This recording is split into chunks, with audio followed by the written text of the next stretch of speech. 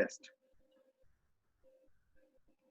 Next, the quantitative analysis of water. This is the qualitative analysis of water. Then we have quantitative analysis of water with standard plate count method and most probable number method. With the standard plate count method, the standard plate count method is performed to detect total viable organisms or count of bacteria present in the water. Counting the total number of coliforms or enteric pathogens using selective medium is also possible by this method.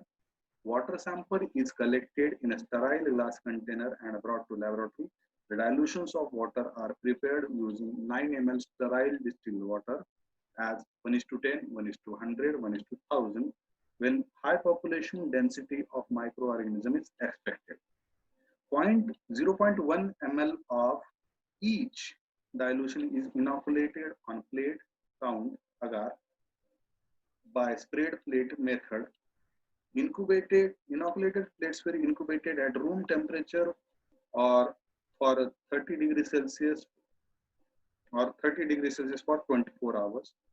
Number of organisms per ml of water is calculated or counted by using formula, that is number of organisms per ml is equal to number of colonies counted into dilution factor into 10. The number of organisms more than 100 per ml indicates improper purification processes or post-purification contamination. So this test is performed to indicate the contamination of coliform group of organisms or number of organisms contaminating, though they may be coliform or non-coliform. Then the next process is most probable number of organisms, MPN. The principle of this test is the coliforms are the enteric or intestinal bacteria characterized to ferment lactose with the formation of acid and gas at 37 degrees Celsius within 24 hours. The biochemical mechanism involved in this fermentation is lactose is converted into glucose and galactose by beta-galactosidase enzyme present in the Escherichia coli or coliforms, and glucose and galactose are converted into mixed acid by mixed acid fermentation pathway. A group of genes called lac operon governs this synthesis and of inducible enzymes. The nutrient medium used in this test is McConkey's broth, which is the selective medium for intestinal bacteria. The medium contains sodium taurochrate, which inhibits the growth of non-intestinal bacteria. The lactose acts as a carbon and energy source for the growth of organisms at a neutral rate as acid and pH indicator die. This test gives quantitative estimation of coliform bacteria in water samples. Acid production is detected by observing color change in the pH indicator dye, that is neutral rate. Formation of gas is detected in the Durham's tubes placed in the McConkey's broth tube in the inverted position. Number of McConkey's broth tubes showing acid and gas production in each set gives the idea about the number of coliforms per ml in water sample. The amount of inoculum is important factor for the acid and gas production. The procedure or setup for this test is, the test is performed as 3 sets, each with 5 tubes containing 10 ml of McConkey's broth. Set 1 and 2 contains single strength McConkey's broth, while set 3 contains double strength McConkey's broth. What is meant by single strength and double strength? Single strength means the quantity of McConkey's broth added to 100 ml of the distilled water. If it is having the exact quantity as written onto the box, that is McConkey's broth box, then it is single strength. If it is doubled the quantity written on the box, then it is double strength McConkey's broth. These 3 sets of nutrient medium tubes are inoculated respectively with 10 The three sets are inoculated respectively with 0.1 ml, 1 ml and 10 ml of water samples in each tube. The set contains 5 tubes. One set contains 5 tubes. That means each set should be inoculated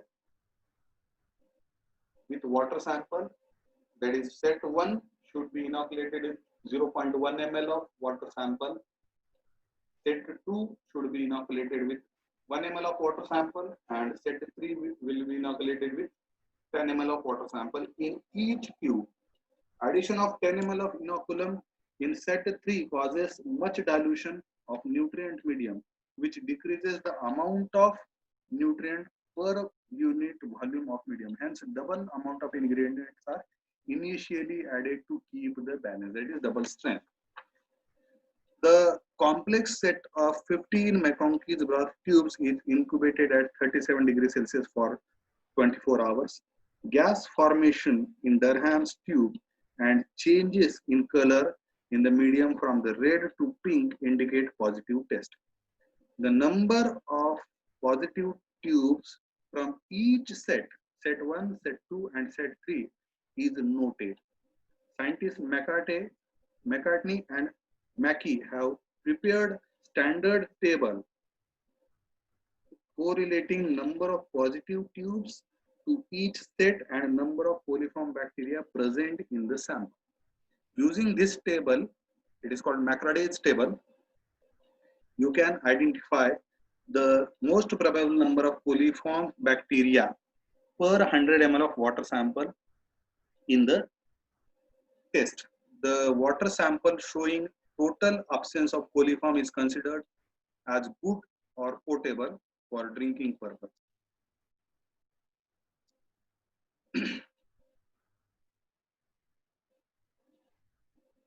The MPN test is a rapid test for analysis of water and quantitative analysis of water. The drawback of this test is number of coliform obtained is not exact, but a probable number.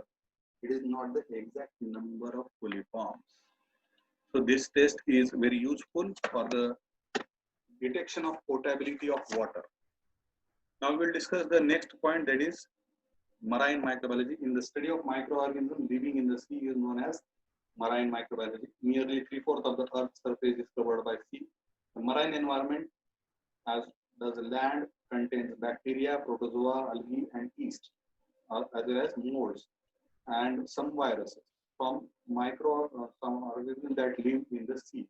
Microorganisms which are found in the surface layer of the sea and other aquatic environment are collectively known as planktons. Planktons may be further subdivided into phytoplanktons and zooplanktons.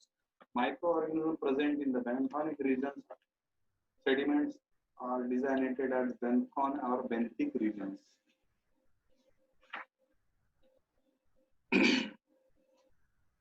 Benthic community. There is a high concentration of salt and minerals in the mineral iron in the sea. The principal salt are the chlorides, sulfates, and carbonates of sodium, potassium, calcium, and magnesium.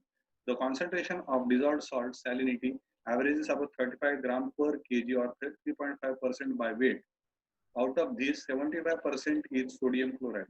Marine organisms are of two types, that is, those indigenous to sea and not growing on medium without seawater or high salt concentration, and the transient organisms whose natural habitat is terrestrial and which are able to grow in the medium without seawater and can tolerate high salt concentration.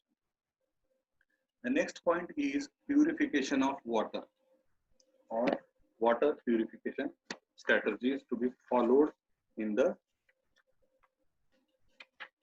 purification to purify the water from pollutants.